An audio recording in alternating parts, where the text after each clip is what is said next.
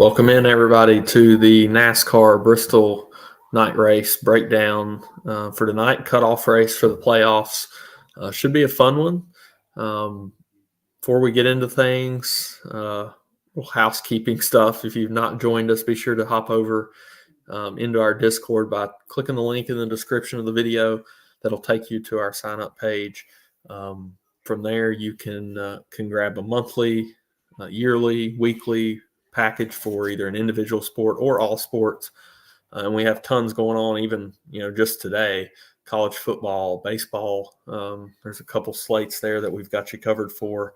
NHL and NBA will be back soon. EPL was already this morning. UFC, tennis, college basketball will be back before you know it.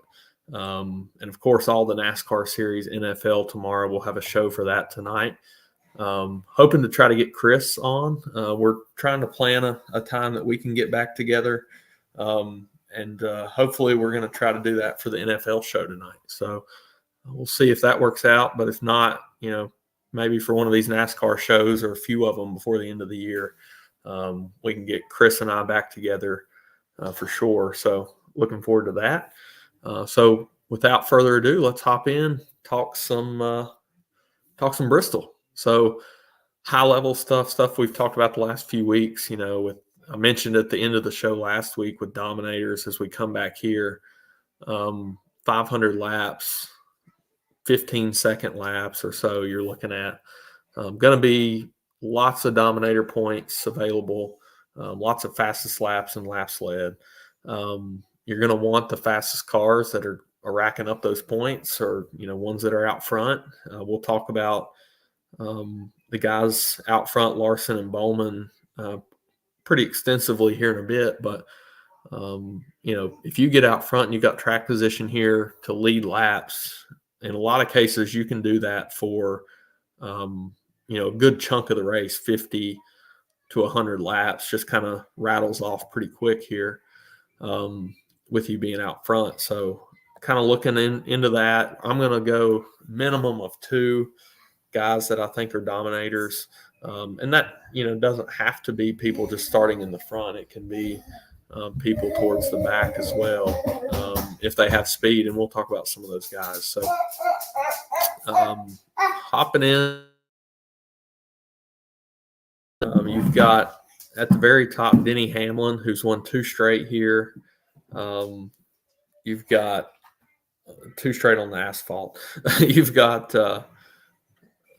Kyle Larson, Christopher Bell, and William Byron all go into the 10K range.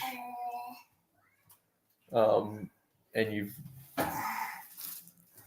sorry about that. Wanting a little snack here. Hold on one second.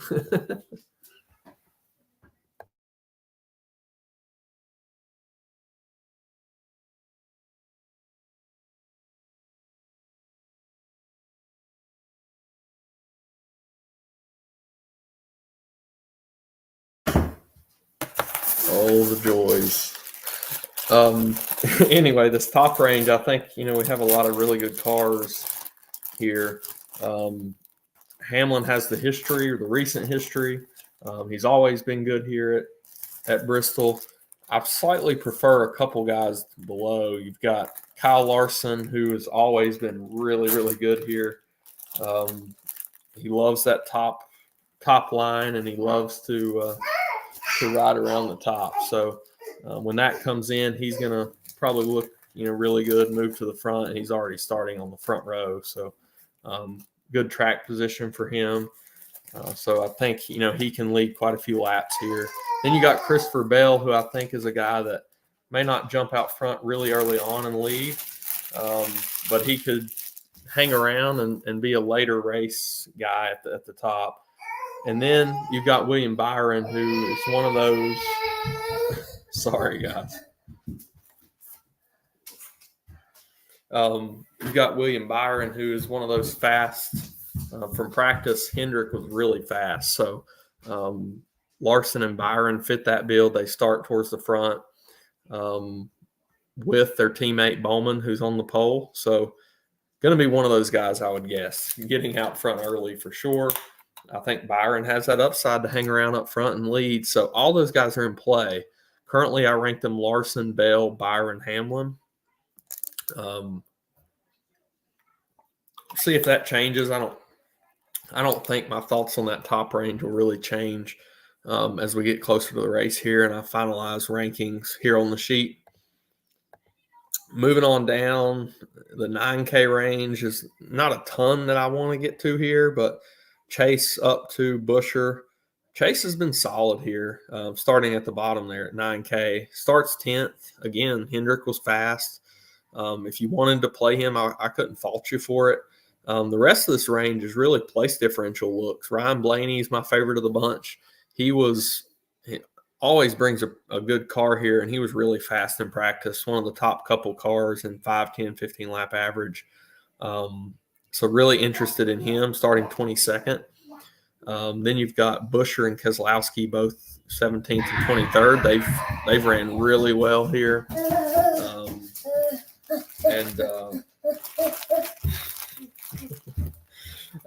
They've ran well here. Of course, Buescher won in 22 on the asphalt. Keselowski was third here in the spring. I think they're okay plays. I think I want to pick some of the Dominator cars that I think can dominate maybe a little more than these two. Then you have Logano is the only other guy in this range, and he's another one of those place differential cars. He's not been very good in terms of finishing here at Bristol, so I'm not in love with him. He's not going to be a priority for me, and he just seems, for whatever reason, it seems like Logano is never really a priority.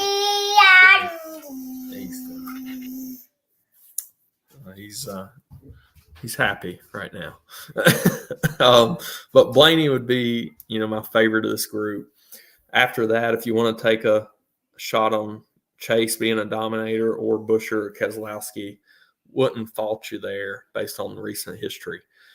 Dropping into the 8's got quite a bit of really good options here. Ty Gibbs and Tyler Reddick would be my favorites. I think Gibbs has a really good car here.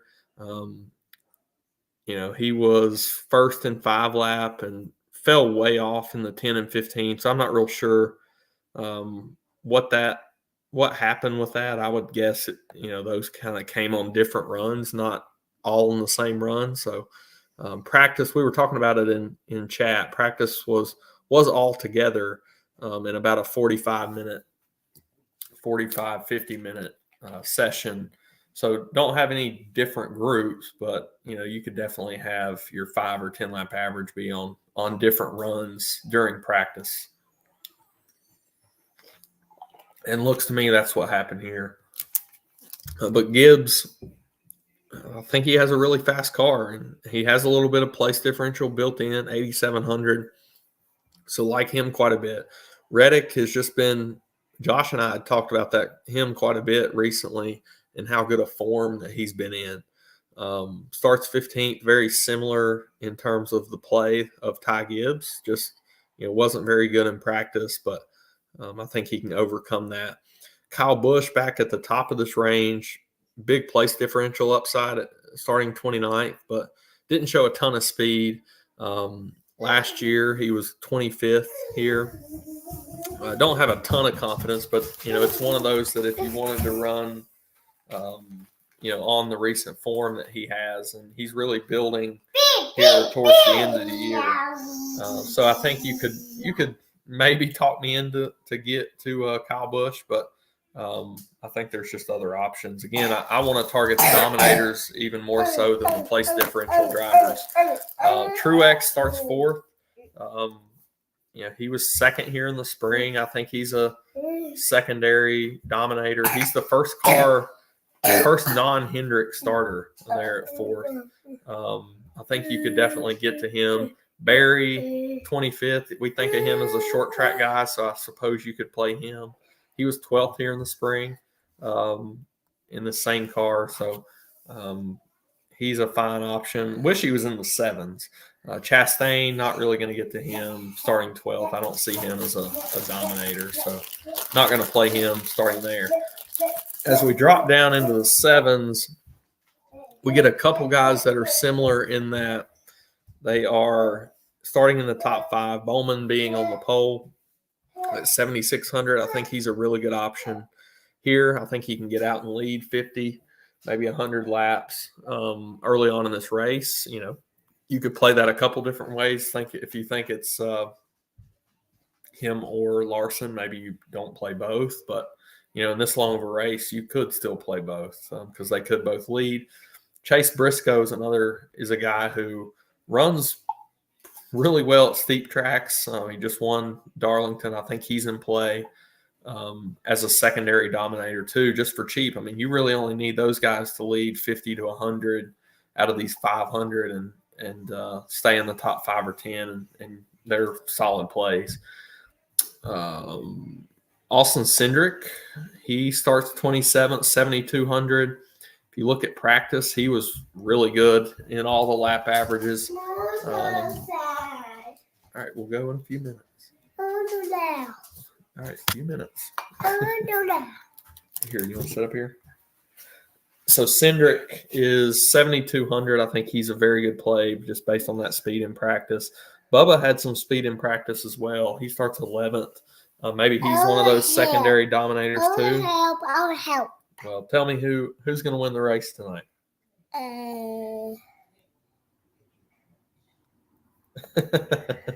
Got quiet. McDowell, 18. I'll help. Well, you got to say who's going to win the race. That's what we're doing here. Huh? Is it going to be Bell? Is it going to be Larson? Larson? Yeah. Well, that's a pretty good pick. So finishing up on the 7Ks, I think it's, you got the two guys that can be dominators, and then you got the place differential of Cindric. I'll help. And then you've got Cindric, who's the place differential driver there. As we move into the values. You bring this outside and put this on the back net. Yeah, here in a little bit. Just a few minutes. Well, I'm going to lump the 5s and 6s together. Not a ton of not a ton of value plays that really interest me. So I think that's going to put me on. I'll be quiet for a minute. I want to do this.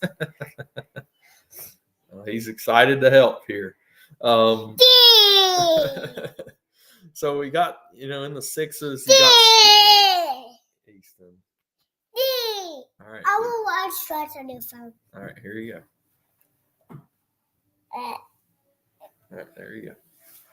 So you got in the 6s, you have Stenhouse, who I've always liked at steep tracks and tracks like this. As kind of anywhere for him, it's been hit or miss. But he was 10th here last fall, so I think you can get there starting 31st. Eric Jones, 32nd. I think he's a really good play. He was always good here with JGR. He's been about a 20th place car the last few years. But he did lead some. Well, no, that was probably with JGR.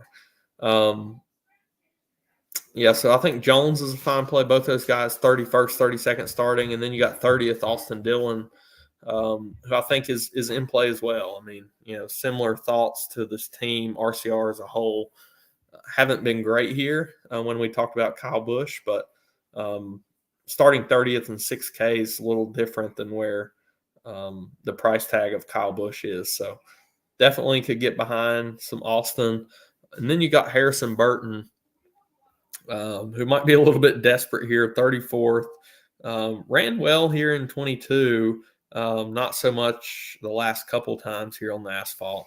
If you look at practice speeds from the guys down here, Burton was a top 10 car. So I think he is interesting in that regard. You have LaJoy, who is a really fast car in practice, but he starts 9th. I don't know that I can get behind that. Here, I don't necessarily trust the speed. Kind of like the same thing with Hocevar.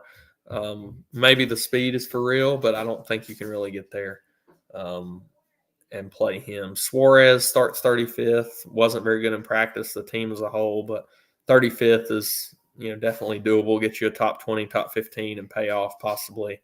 John Hunter, 28th, another just punt place differential play. Same with Zane Smith there at the bottom. Haley was decent, and Gillen were both decent in practice. So I could see, taking a shot on them, even starting, mid-20s. That's really all I've got down there. I would rank the value plays. We'll include Cindric in this. I would say Cindric, Stenhouse, Jones, Dylan, Burton, almost the same way as their price in terms of my favorites. We'll kind of see where that lands out when we get to building teams because, again, I'm going to want 2 or 3 of these guys that I think are dominators. But it does help a little bit that if you want to play Bowman or Briscoe as a dominator, both those guys are pretty cheap. So you might be able to get them and then 2 at the top. And then drop into this range, maybe even 3 at the top and do a 4 dominator team. I wouldn't hate that. I mean, if you consider Blaney a dominator, you could just kind of play around and see, well, we can do that here. So I'm going to pull up the cores page and let's just play around with some builds. So you got Kyle Larson.